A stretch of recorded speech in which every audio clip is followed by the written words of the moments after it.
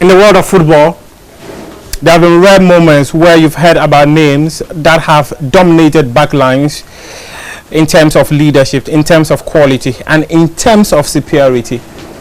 In Ghana's football space, for instance, one man who dominated that is Frimpong Manso, a football coach, someone who rose through the ranks, played for arguably some of the best clubs in the country, represented the Black Stars of Ghana at the highest level. And today on Prime Take, he's here to share with us his life story. He's here to share with us what made football great and his coaching journey. What we don't know about him, most of them will know about their footballing journey, but the other aspect of their lives that we don't know about is here. We are here to hear from. Frimpong Manso is my guest on Prime Take. Thank you very much. You're welcome. I appreciate it. We've heard Frimpong Manso many times. What don't we know about you? To be frank, I don't know what you don't know about me. So maybe if you can tell me exactly what you want to know, maybe I'll be in a better position. I know you're a coach. I know you're a footballer. But I don't know anything about you. What are they? Like where you were born, like how you were brought up, like the number of siblings you have, how many wives do you have, or girlfriends you have? Yeah, okay. I was born in Kumasi. Okay. Born and bred in Kumasi, and my father is late, but my mother, Madam Akosia, she is still alive. Still stay in our family house in Asafo, BH 134, and I have 4 siblings. The first is a girl, but she is late, so we are left with 3, 2 boys and 1. She's a big girl now. And I started schooling at Array LA Primary in the same community I was born, and from there I went to Kumasi Secondary Technical College, then moved up to Kumasi Polytechnic where I did electrical engineering. Oh, I'm still an electrician. Yeah. So by all this while I was playing with the coast team, Kim Faisal Babies, owned by Alaji Guza. And then from there, I played for Industrial United, then Division 3 side in Kumasi. So from there, New Plan Stars saw me, and then they also came for me. So I went to New Plan Stars. And then from New Plan Stars, I went to Cornerstones, and then came to Kumasi Asante Kotoko. So basically, although from Kotoko, I moved to Kuwait for almost 5 seasons. Played for Al Shabaab Football Club. Yeah. So not much, but I did all my destiny in Kumasi. Yeah. So it was only Cornerstone was in Kumasi, Industrial, New Plan, they were all in Kumasi. Yeah. And then finally Kumasi Asante was also in Kumasi. So I didn't travel to Accra or any the other regions to play for any other club. My playing days were all in Kumasi. Oh wow. Yeah. What happened to the electrical engineering thing that you did? To be frank with you, I didn't. When I was playing for Cornerstones, that was in 1980 to I think 1984. Yeah. So I completed my electrical engineering part 3. By then I was to go to Akuse for a training. Then I was also playing for the national team. I'd just been invited for the national team, so I didn't know which one to focus on. Yeah, it was a big decision that I had to take then. Because if I had gone to this Akuse. Akuse, the training was for 6 months. So I couldn't get time to play the football. So it was a decision I took myself. Just did 1 or 2 consultations and then decided to put electrical engineering at the back burner. Yeah, that should wait any time because I had already finished it. It was left with the commencement of the practice. Yeah. They need to train you further. Yeah. Then VRA, they need to train you at Akuse for 6 months before you can be posted to where they want you to stay. So I said that one should hold, and then I continue with the football journey, which then I was much more interested in. But why electrical engineering in the first place when you were in school? No, it was something, to thank you. In all my decisions, I took it myself. So you liked electrical engineering? Yeah. That was when I started my schooling. My father was an electrical engineer, of course, but he was in London then. Oh, okay. Yeah, okay. so I decided to follow his footsteps. But unfortunately, I couldn't work with it. Are your children following your footsteps? The electrical engineering aspect? No. Rather, it's the footballing aspect that the senior, my firstborn. Yeah. He also played for Kotoko. Edwin Frimpong Manso. Yeah. But not even too long ago. Yeah. But now he's been in Ethiopia, St. George's. He is captain St. George's for the past 4 or 5 years. Okay. Because I remember he was in Kotoko 2016 or so. Yeah. If my memory serves me right, he was part of that team for 2016-2017 season. I recall. Exactly. I recall that so well. Yeah. Wow. The second one also has finished KNUST. And then the third one is also in her final year at KNUST. And then the last boy is at Opokuwari. So you have 4? Yeah, 4. 4. 4 pe. How many have you? I'm not up to your age yet. Maybe when I get there, I'll do 12 like Reverend Zekovi. That was then. Not now. Not now. Why? So why not now? No. Look at the economic conditions in the country. It's not conducive to have so many children. It will not be good for anybody.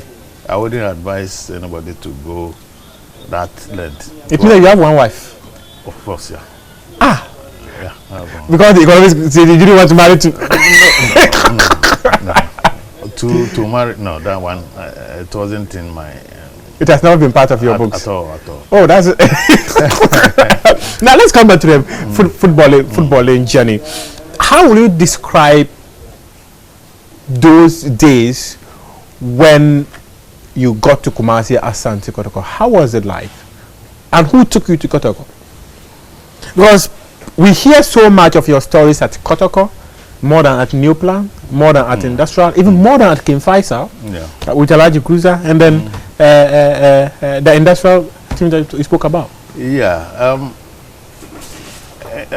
King Faisal was a coast club, and Industrial United was then Division 3.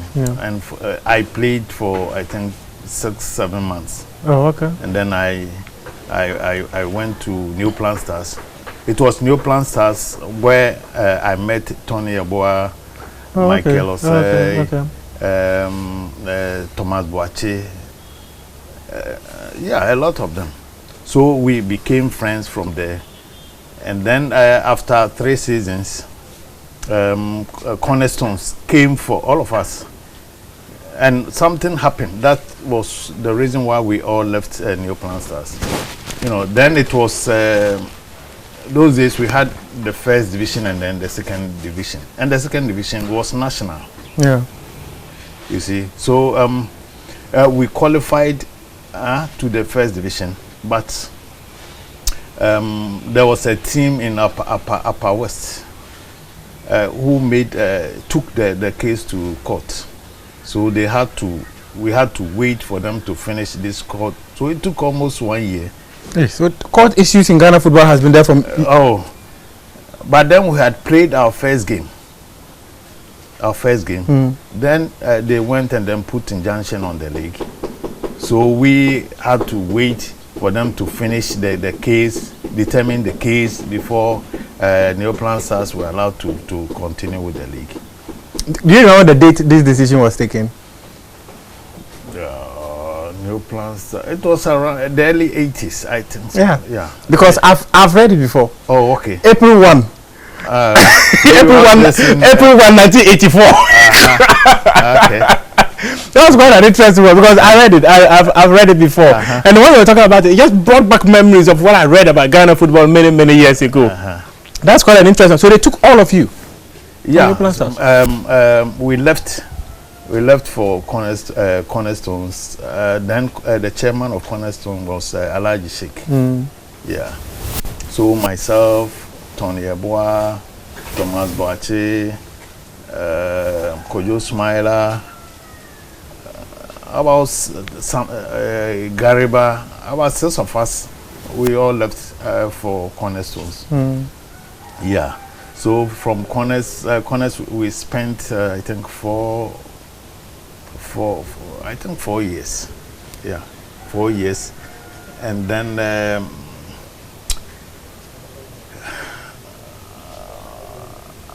let me continue from this. I was the captain from Neoplan Stars. Okay. Cornerstones, I became the captain. Kotoko, I became the captain. And then when I went outside, I was also the captain. So, your life has been full of leadership. Yes. At some point in national team, I was also captaining the team. You see. So I have that, I don't know how to say it, whether it's divine or but what makes you special though? I don't know. Maybe they see something unique in me which maybe I cannot. Yeah, because I remember in my intro I spoke about how people command the back line, and just as you've mentioned, you've always commanded. You've always been someone who is given leadership roles in teams. Yeah, and you need to become somebody who can also try to balance the equation, be on the side of the players and at the same time the management. Yeah. Those days they didn't like people who they term as troublesome. You know, even if you're a good player and then they think they cannot control you or something like that, they can frustrate you.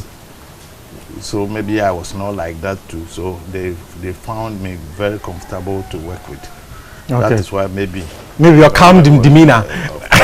You were calm, but you were never calm on the pitch. Yeah, no, that one.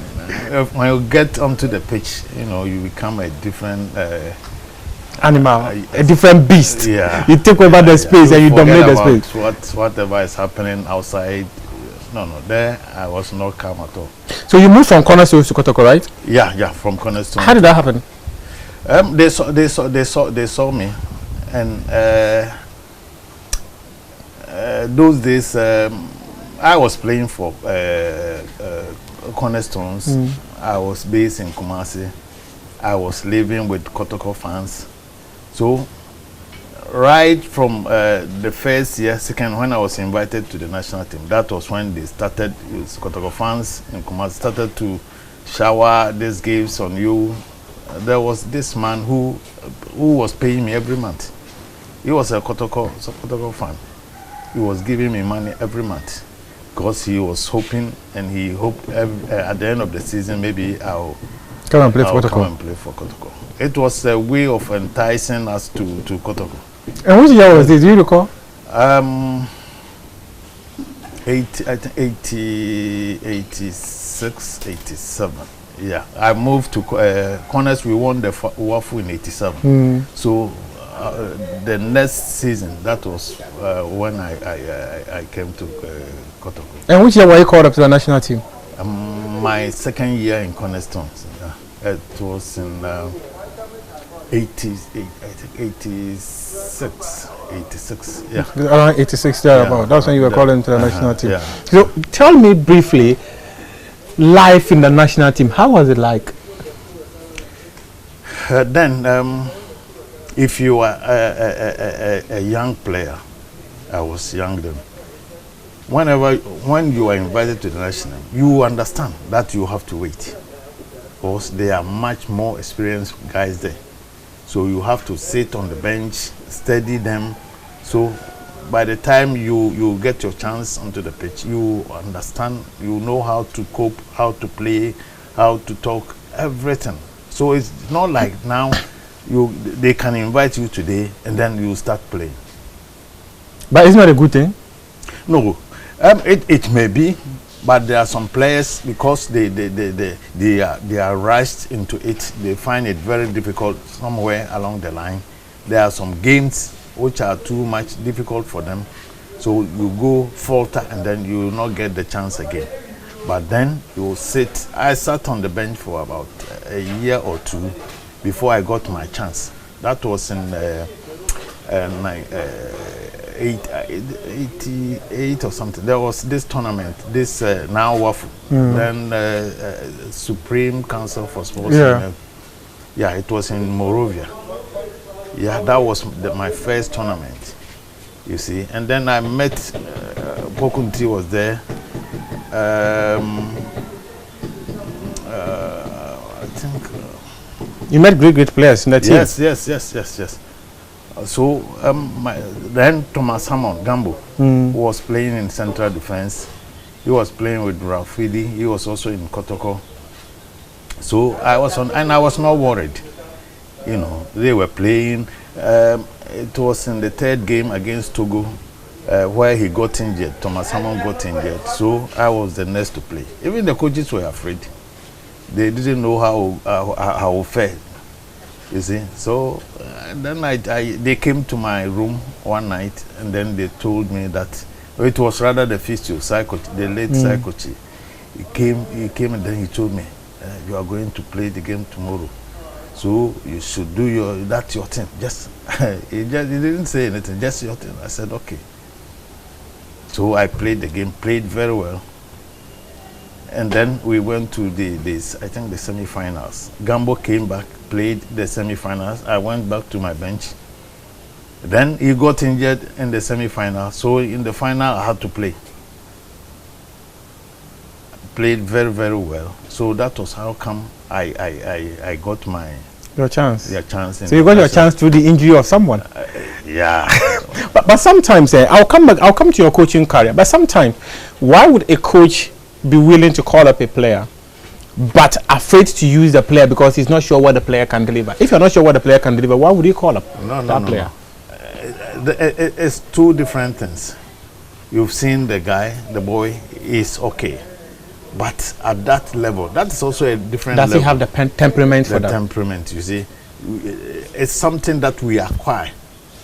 Whilst with the team, gradually you get the confidence, because you'll be training with them, and they are the same guys who are playing.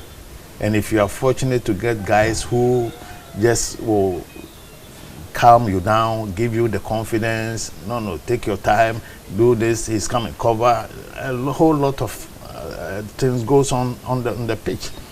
So you wouldn't know whether at this time the guy he has acquired all those things. So sometimes you'll be a little bit jittery. Yes, I can understand. Not afraid, but a bit jittery until maybe after some touches or something that you get. Your nerves will finally settle and all that. So then talk to me about Kotoko. I'll come back to national, but talk to me about Kotoko. How was your days at Kotoko like? Kotoko, those days, Kotoko wanted matured players. So I had then been with Safu Jamfi, Pokunti, and then we were all at Winneba. So they knew me, and then we played against them in so many games. So the fans, even the Kotoko fans, knew me. Most of them wish I would come to Kotoko one day. Yeah. So it got to a point when we were even in the national team. Kotoko supporters will bring food to the Kotoko players, and then we will be invited to join them. And we were all in Kumasi, so we were also friends. So it got to a point, Safu Jamfi told me, no, next year I will take you to Kotoko. So he pushed, to be frank, he pushed the management that no, they should come for us. And then that was how it happened. That was Oforonia Consera. So immediately we won the Wafu Cup for Cornerstones. Then we decided to go to Kotoko. So it was Kotoko who came for me. Or they saw what I was doing and what I could do. So, and after 2-3 seasons, I became the captain of Kotoko. When Kwesi Appiah left. When Kwesi Appiah left, you became the leader of the team. Yeah. Wow. Talk to me about being the leader of the team. I hear you do so much juju during matches. No, it's not like that. Even when a lot of things people say which are not true. You know, there are some guys who enjoy doing that thing. They always want to see a handkerchief or to see some concussions before they can play. But I wasn't like that. Of course, sometimes you just accept like any other body so that the group, nobody will feel bad. Oh, so, but really, members of the team, there's those who want to do that. Of course. Others didn't want to. They will not force you, but sometimes when the match is a bit different, the supporters will come and say everybody should rub it on their body, and then that's it too. Have you rubbed some? Yes. But did they work for you? I don't know.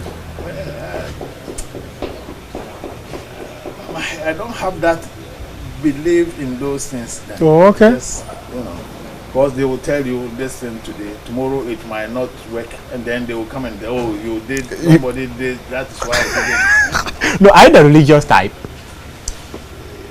Yeah, I was then. Yeah. You were religious, but what has changed? Oh, not. It hasn't changed yet, but except that.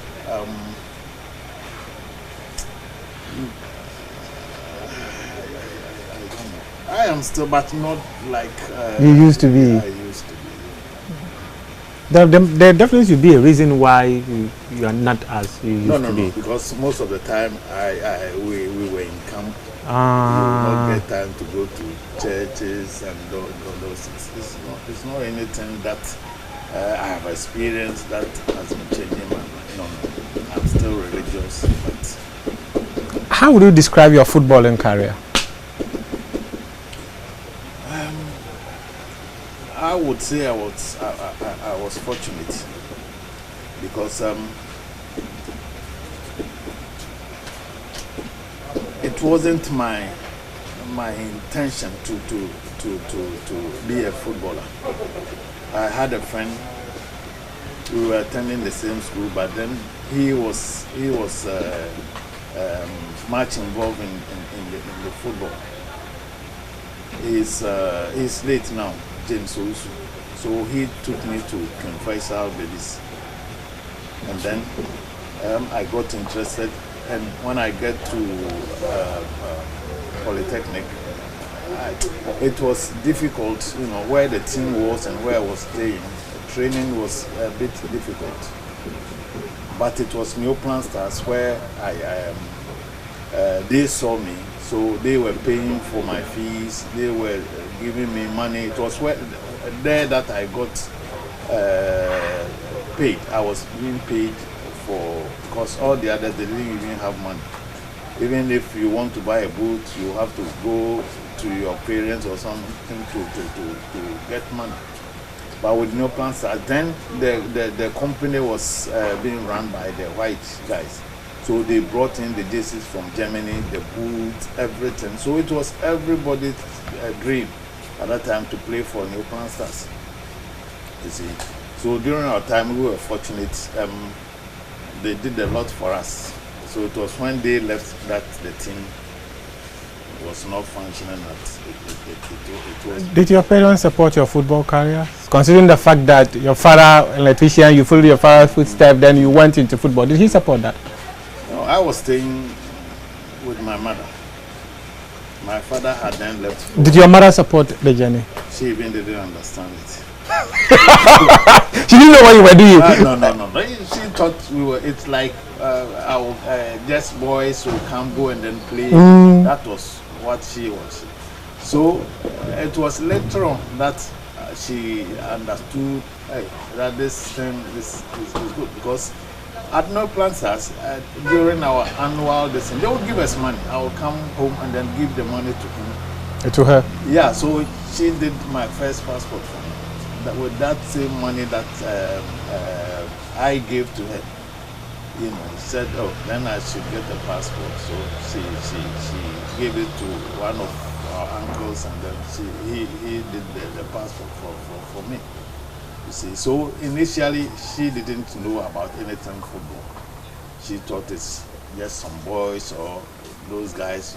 It's 4 o'clock, you just go onto any pitch, try to play football, and that's it. Oh, that's quite an interesting one. For your mom not to understand, but along the line she understood and gave you the necessary support for you to succeed. That's quite a good one. But were there moments you spent your footballing career out of the country? Yes. You mentioned Kuwait. Yeah. That was after Tunisia 94. Okay. Yeah, so I had played in 92 and then also 94. Yeah. Yeah, so somebody took a video to Kuwait. It wasn't meant for me.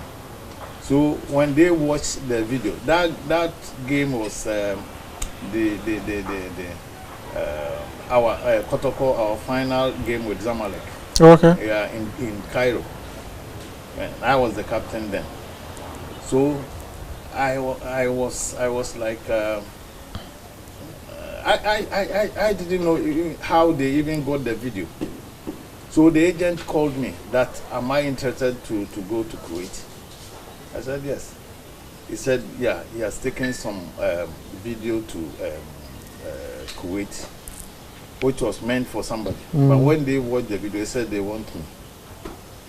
By then, Kotoko, we had gone to, I think Sierra Leone or something, Guinea, to play an African Cup game. So when I got down at the airport, he was there, the agent was there. And then he said, no, you cannot go to Kumasi. Let's stay here for maybe 2-3 days. Your visa will come and then you can go. So I called my family and then told them about the situation. So I cannot come. I will be in Accra. So I stayed in Accra for I think 3-4 days. The visa came and then I left for Kuwait. Was it worth it playing in Kuwait? Yes. You made good money? Of course, you know. Then at those days, how much was I paid even as a captain? You made good money in Kuwait more than you did in Kotoko? Oh, why? About 2,000 times what? Really? Of course. Those days I was earning about $3,000 a month. That was in 94, 95? 95, 96. I left in 95, so 96 to 2001. Yeah. Oh wow. Oh, so tell me, if you hadn't gotten the Kuwait deal, right? Did you ever foresee yourself being successful with a game of football? Because there are many people who always say that playing the Ghana Premier League is not worth it. In as much as it gives you the stepping stone for you to be discovered by other clubs, for you to make money, if you don't get opportunities to go outside and play football, then playing the Ghana Premier League is never worth it. So, consider what you are saying. 2,000% more than doing this in Ghana probably suggests that. No. Even those days, it was even difficult for a defender to go outside. All those offers that were coming were for the attackers. You see, for goalkeepers and then defenders, it's maybe 1 in 1,000. You see, it wasn't common then. Yeah, so when I got there, I decided no. It was a trials, like I said. It was a trials that I was going to do there. So I went there, and I was in good shape then because I was playing. Yeah. Yeah. So they were to assess me with a particular game, there wasn't much time for them to assess me. So they gave me 2 games. The first game did not come on because something happened. And then the final game that they were supposed to take a decision. But then I signed a contract. That the contract will take effect after the games. Okay. Yeah, so they would see whether you can play well or they want. Yeah, you see. So they'll have the option of cancelling it without incurring it. Okay. So and luckily for me, over there, if the police doesn't come to the game, you can never play a match. Why? Because they know there are guys there. Security, they don't joke with it. So there was no security for that game. So the next day, whether they like it or not, their contract has taken effect. Oh, really? Yes. Because I've signed and the date has expired. So whether I play well or not, now they cannot cancel the contract again. Oh, lucky you. Yes, mine was a divine something, you know. and it really helped you. Yes, and they really also they enjoyed me, you know. So after 2, 3, they sacked all their older players, brought in younger players. They're under 19. That was where they gave me the captains. Oh, okay. Yeah, because they were young, so they wanted somebody who can control them on the pitch. So from there, I took over the armband, and then. Life in Kuwait might have been good. Very, very good. There, you don't have to worry yourself. Anything I want, I will just pick a phone, and the internal calls were free. I will just pick a call, and then they will brought it to my doorstep. Even if I want a fish, tomatoes, whatever, the addresses are, the telephone numbers are all over this thing. So I'll pick, call, and then they will bring it. Oh, that's a beautiful one.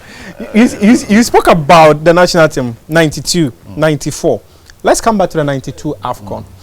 The AFCON that we lost. In fact, many had actually thought after 10 years of last winning the AFCON, we were supposed to win because we last won it in 82. 92 was 10 years exactly. Unfortunately, it never worked out. What happened in that 92 AFCON? In 92, we had a very wonderful group, you know. We had a very matured, but then we had players who were doing well in Europe. Abedi Pele was in Marseille then. They knew him all over the world. Tony Yeboah was also doing very well in Nigeria. Yes, yes. You see, we had Ali Ibrahim. They were all doing well in also Holland. You see, so and the backline, our backline were all local guys. Myself, Emmanuel Ampia, Senegal, Yeah. and then we were all local based. You see, and then we'll have some 5 or 6 foreign players. They will come, and we could camp at Winneba for sometimes 1 month before the qualifier. You see, but then we also have Bukaziz. He brought in discipline. You know, there were a lot of things that weren't right at that time, but he came, changed everything, and then that was where we started winning. What was not right? What was not right at that time? No, you know, discipline-wise, it wasn't the best. And also, he was also fighting for players' welfare. He will fight with the authorities, the ministry, everybody to get what he wants. You know, sometimes we will be playing like we are playing, let's say, Ivory Coast. We will be staying at Winneba. They will come here. They put him in a 5-star hotel. You see, but the home team rather are not treated well. Winneba, the conditions in Winneba at that time, everybody knew it wasn't the best. The pitch was not good. Our food, we had problems with the food. You see, but our opponent will be lodging at a 5-star where he will be fed. What? It doesn't make sense. So he came, changed all those narratives, and now they give us good treatment before a game. You know, there was a time we went to Obuasi camping, and then somebody gave us some money. It was a good money. And then the ministry then took the money to Accra.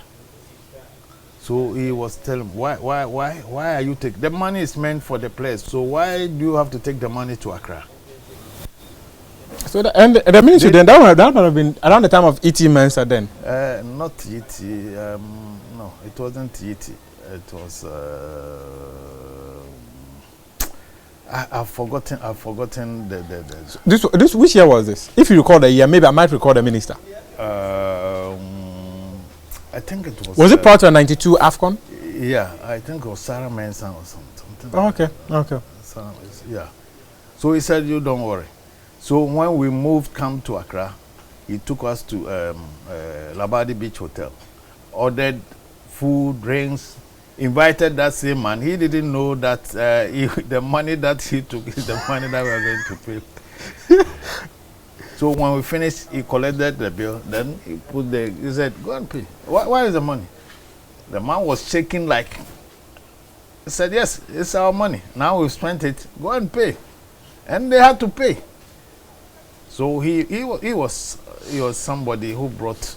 I'm telling you. This kind of suggests that the players were never properly treated well many years ago.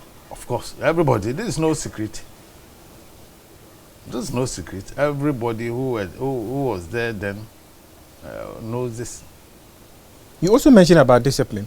Was it because of the poor treatment that's why players were indisciplined? And when you say indiscipline, what do you really mean? As in players will not come to camp, they will not sleep early, like you people were going out chasing girls and all that? No, there are some players.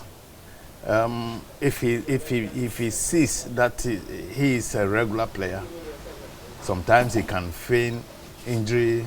I'm not well. He will not train because he knows he is going to play. You see, and there are others who want to sneak out at night, go clubbing or whatever. Those things were happening.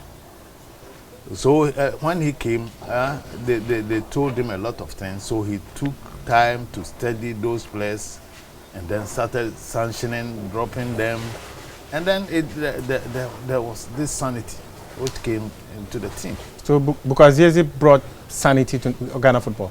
Well, he changed the whole narrative then. We needed a strong leader, a strong coach at that time to be able to do that. You see? So for me, I think we all loved him. You know, he was a good man. You know, when I went to Germany for a coaching course, I don't know how he got to know that I was there. He came, drove to where we were, met the instructors, and then told a lot of stories about you. Yeah, about me. You see, I'm telling you, he was a very good man, very, very good man. But the 92 AFCON, that you people lost. You spoke about how your backline was mainly home-based players, but there were also the political angle.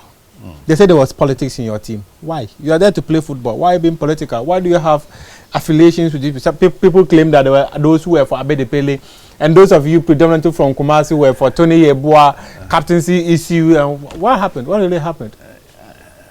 You know, those stories, I think most of them were blown out of proportion. You know. So tell us the true story. No, not that they were at that time. They were the two names everybody admires. In Germany, Tony Yeboah had won the Goal King. You know, he's got the name Abedi as the name. I was a Kumasi boy. Like I told you earlier, I had played with Tony Yeboah, New Plan Stars, Connors. So we were just like brothers. You know, even when we were in camp, the two of us, we sleep in the same room. You see, so I was more closer to him, and there are some guys in Kumasi. We were closer to Tony Yeboah. We move together. We do this. The same thing with Abedi. Abedi, we all respected him. He knows, you know, sometimes he will come bring in a boot, football boot. He will give me that boot.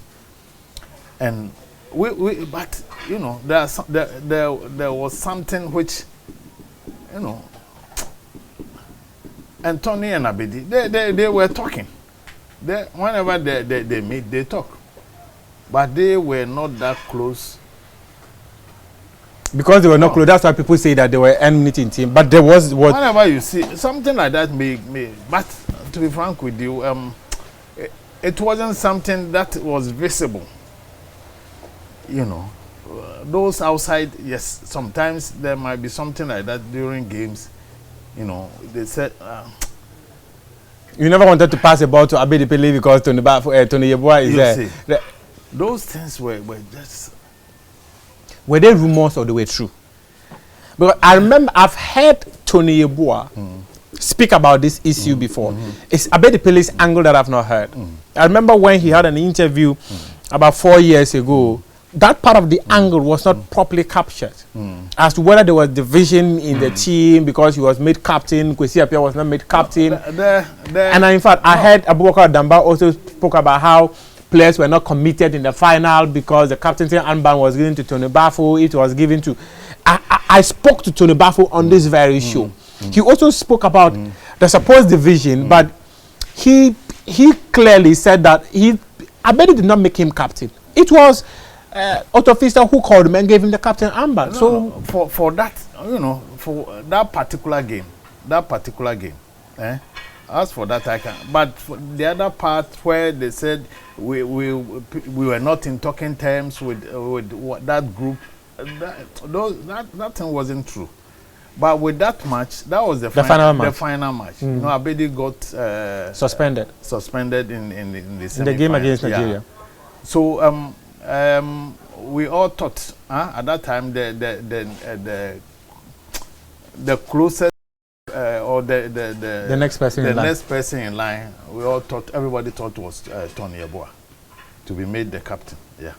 So we were after breakfast, you know, there was this team meeting, and then Otto Pfister announced the team, and then he said Tony Bafo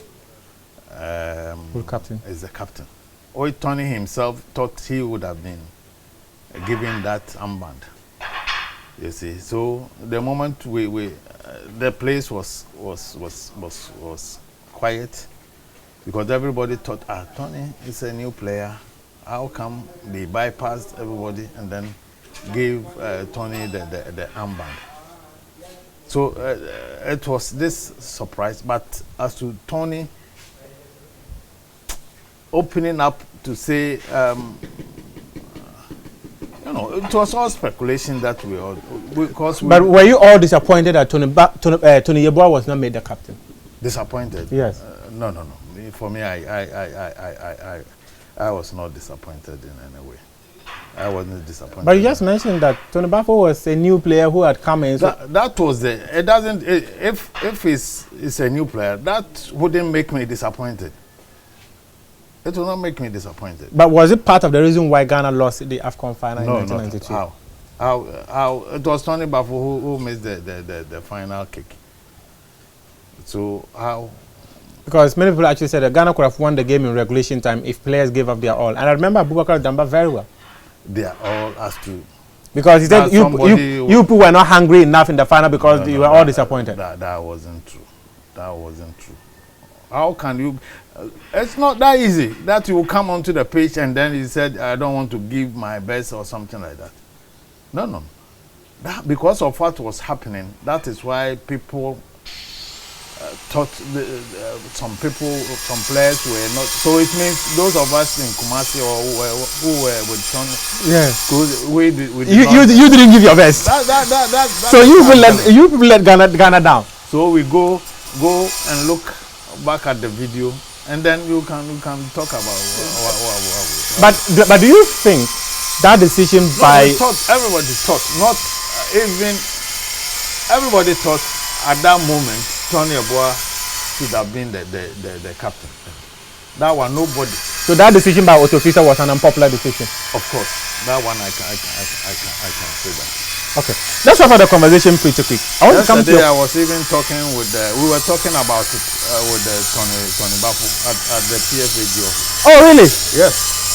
You know, he was saying like what exactly what you were saying, that the captainship was not engineered by Abedi Pele. You see, but that time everybody knew he was very close with. He was close to Abedi. Abedi, so they thought Abedi engineered that for Tony to be given the armband, rather it should go to. but was Abedi that powerful? Abedi. Yes. Oh, but he was at that time. He was, to be frank with you, he was powerful. Very powerful. Very influential. Because I remember there was some friendly match. Was it 96? I remember some friendly match in 96. People went to play the game. You were leading half time. Some friendly match like that. That Abedi Pele, initially Abedi Pele was not supposed to come. He came later. They gave him the armband. No, with the German national team. Yes. Bochum. Yeah. You know, that game, we were told Abedi says he cannot come. He cannot come. Yes. So we had finished with the team meeting. Everybody has been given his jerseys, and then we dressed. We were waiting for the bus to come. The bus came, but then Abedi was still not there. Not knowing he had told some of our leaders that he's on his way coming. But then he was in France, so he drove from France to okay. Yeah, Germany. So we had to delay for him to come. So he came, and then they gave him the late Samokwe gave him the jersey. He was wearing the number 10 jersey. So they dropped him and then put in Abedi Pele. Of course, he was the captain then. Yeah. But then most of us were in the bus. And Tony had been given the armband. I was sitting with him. So they took the armband from Tony and gave it to Abedi? Nobody came to Tony and then tell him to bring the band. It didn't happen like that. So we were in the bus, and then after 10 minutes, 5-10 minutes, we were almost late because the coordinator was angry. Why are we delaying time? You see. So Tony, I thought maybe it's this band that maybe Abedi is asking for. That is why they are still in there. So he came down. And then took the armband and then gave it to the one of the coaches or something. So he took the armband in, and then they gave the. Based on what you're telling me, there was lots of division in the team, but you're just no. This doesn't appear to be perception. It doesn't appear to be perception. No. From what I'm telling you, there are a lot. They exaggerated most of. The things. In the first half, you were leading 1-0. Second half, you came and took 6 or more. That you ended up losing that game 6-1. I was in the game then. I played with Senegal, and then Tony Bafu was on the right. So I got injured in the second half. You see, so they brought in who even came. For me, now when I became coach, I realized it was a tactical lesson that we did not do it well. Okay. Now, from where I'm sitting now as a coach, because if I went back, you see, after I got injured, because I was given the role to be on Klinsmann. He was mine. But then we were playing with 2 markets and then a libero. And then Ama was I think with one of their strikers, you know. So when I left, I think it was Sammy J or somebody came in. Or Sami Kufo? No, not Sammy J. Sammy J. There was. Oh, okay, okay. It wasn't even Sammy J who came. And then they took off Sika Akuno, and then brought in Sammy J. Sammy J was a defender. Oh, okay. So when Sika was there, he was able to attack them. So Effenberg, who was then, Sika was also in Germany then. Yeah. So Effenberg, when he came, he sacked because he was supposed to defend. From the attacking midfielder, we brought in a defender. So he had the chance of attacking us from the Effenberg. You see. So you ended up conceding 6. So that was how come from where I am now as a coach. And then I analyzed what happened then. I realized that may be the cause why we lost. Because it was the moment I left, they took me to the dressing room. It was a white Mazer. So when we went to the dress, before we got there, he said, they are leading us 3-1. I said, I don't believe it. So I had to come out within a space of, I think, less than 5 minutes. So I came, and then I saw that it was. So those goals I didn't see. I had to see those after. Okay. Now, you spoke about getting into coaching and understanding certain things. How were you ushered into coaching, and how would you describe your coaching journey? Yeah, I came home from Kuwait in 2001. So from there, I decided not to play again. So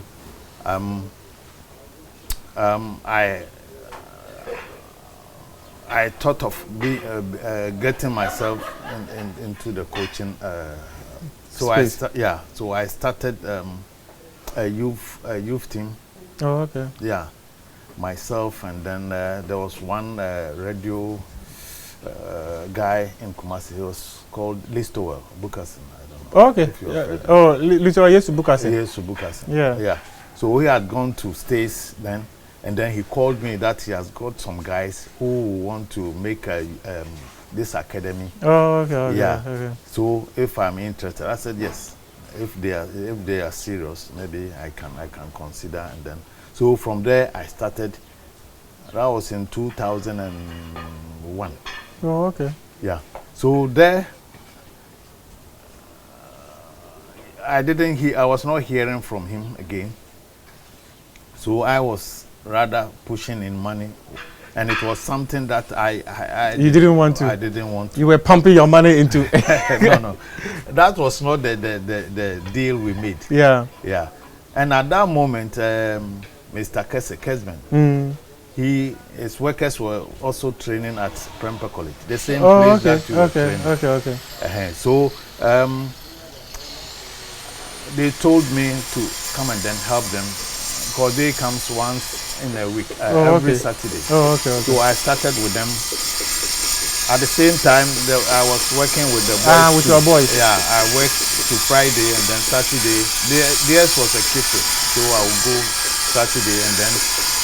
So I was getting the interest was there. Oh, okay. But at that moment, I didn't want to force put in money. Yes. So it got to a point. Kesman told those guys they will not. He's not interested in that people, because some of the guys did something which he was. Oh, okay. So he said, "Oh, okay. If that I can help you, so that we all." The history how Kesman FC was formed. That's how Kesman FC came to being. Yes. Oh, okay. So he came, and then we started. I said, "Oh, then let's register Division 3." We registered the same year. We qualified to Division 2. The same year we qualified. Within 1 year, we qualified to First Division. And then First Division, we took 2 years, and then go to the Premier. The Premier. You see. That was how Bashiru Hayford came? After.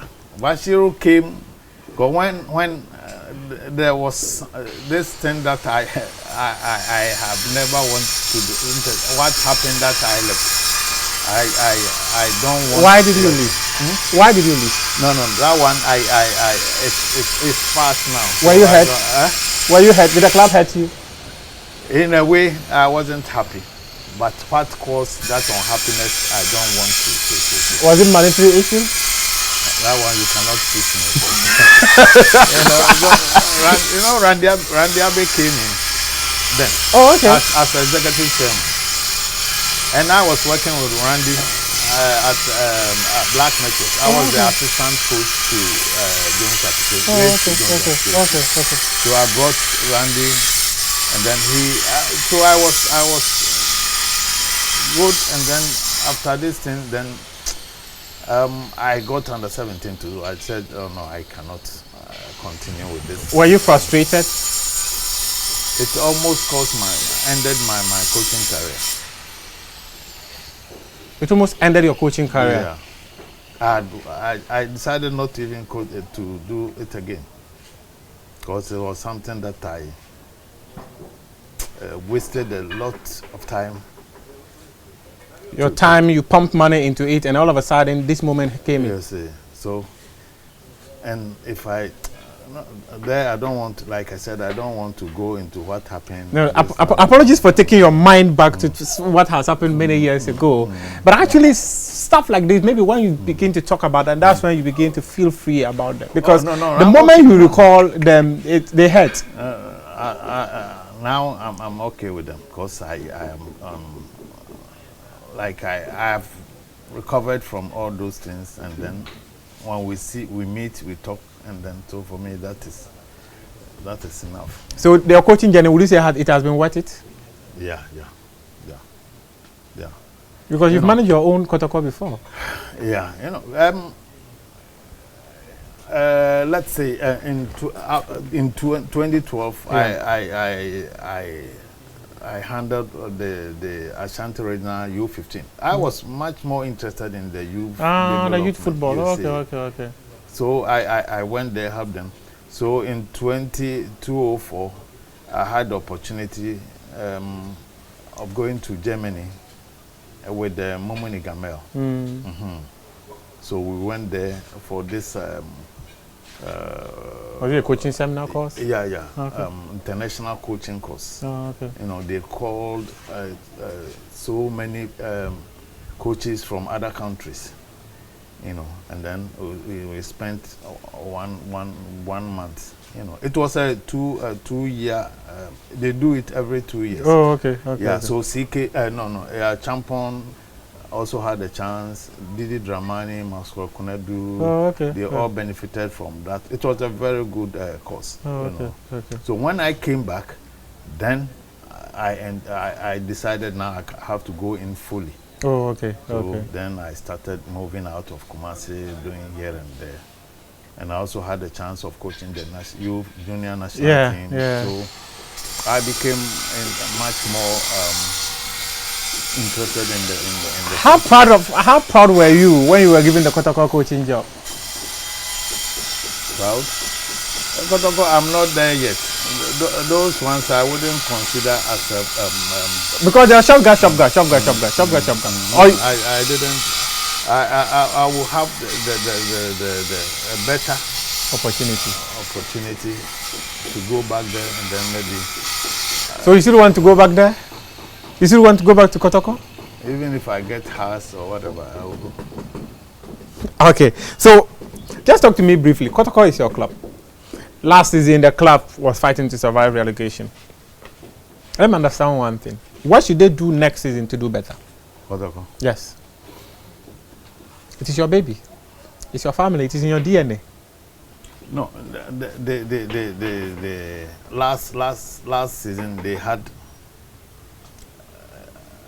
a new crop of players. Yeah. Mostly somewhere from Division 2, some Division 1, But in Kotoko, they always want to win. Okay. And there's a lot of pressure coaching Kotoko has, and then there's a couple of other clubs.